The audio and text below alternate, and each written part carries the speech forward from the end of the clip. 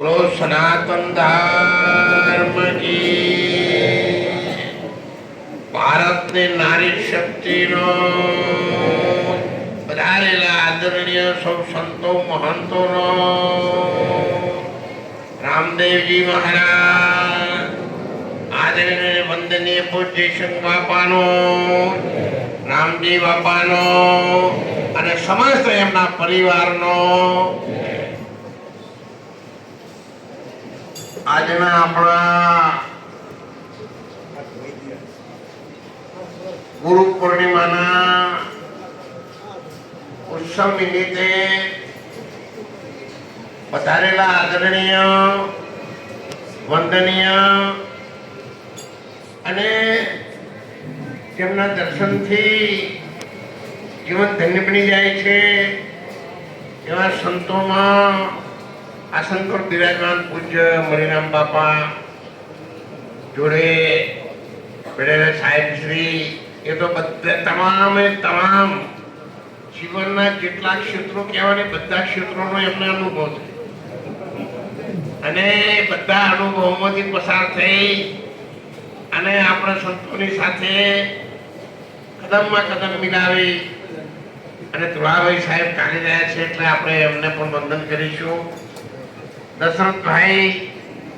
સાહેબ દશરથભાઈ તો ખૂબ નાના હતા એ વખત. હું મોરારી બાપુ અને સફેદ કપડા પહેર્યું આ તુલસીદાસ મહારાજ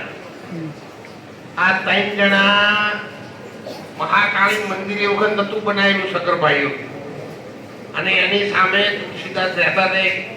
બંગલા જેવું બનાવેલું કુટિયા અને એ કુટિયામાં હું મોરારી બાપા અને તુલસીદાસજી મહારાજ આ બધા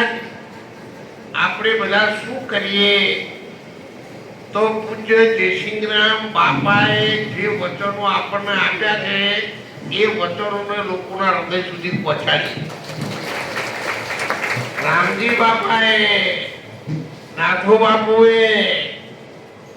આ બધામાં વીરાભાઈ પ્રજાપતિ સાહેબે પણ શરૂ કરાયેલો અને એમના આદર્શો એમના વચનો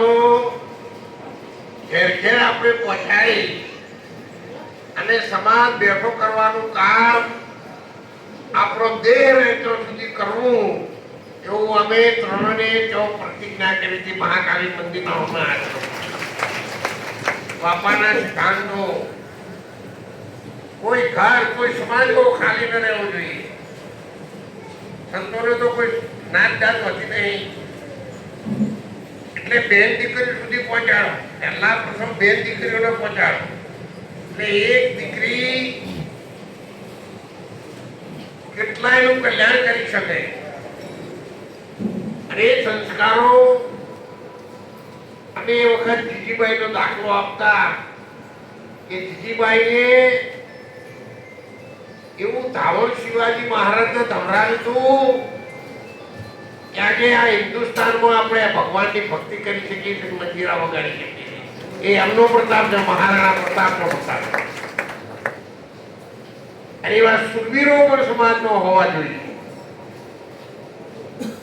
સંતો પણ હોવા જોઈએ, સત્યો ને સત્યો પણ હોવા જોઈએ. અને સાહેબ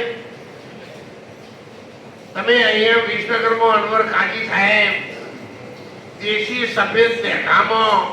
માથા ઉપર પાઘડી વાળા અહીંયા તમે જુઓ તો આપણા જયસિંહ બાપા ભગવાન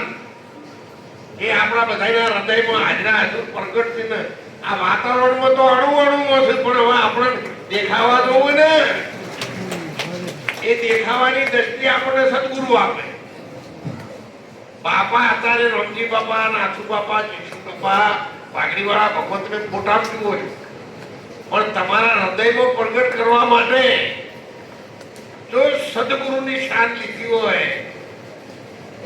તો સાહેબ એક એક પળ એક એક સેકન્ડ